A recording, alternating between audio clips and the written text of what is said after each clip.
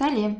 2-ның 2022 дәрежесі деген санды өрнегіміз соңғы цифры нешеге аяқталады? Бірге анықтайық. Ол үшін біз 2-ның дәрежелерін қарастырып бастаймыз. 2-ның бірінші дәрежесі 2-ге тең, квадраты 4-ге тең, кубы 8-ге тең, 4-ші дәрежесі 16-ға тең, соңғы цифры 6-ға тең. Ары қарай 5-ші дәрежесі 32-ге тең, соңғы цифры 2-ге тең. Демек, байқап қарайтын болсақ, әр 4 рет қайталанған сайын соңғы цифрда қайталанып отырады екен. Ары қарай жалғастыратын болсақ, 4, 8, 6 деген цифрлар қайталанады. Демек, біз 2022-ге дейін 4 реттен неше рет қайталап санап шығуымыз керек болады? 505 рет толық санап шығамыз 4-ке дейін.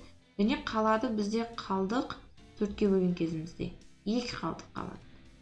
Демек, 505 рет толық санасақ, одан кейін 2021, 2022 деп 2 рет санайтын болсақ, соңғы цифрын анықтай аламыз. Демек, жауап 2-ның 2022 дәрежесінің есептеген кезде соңғы цифры 4-пен аяқталады екен.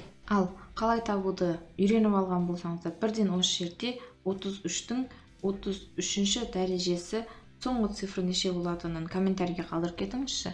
Видео ұнаған болса, міндетті түрде лайк басып қоюды ұмытпаңыз. Сау болыңыздар.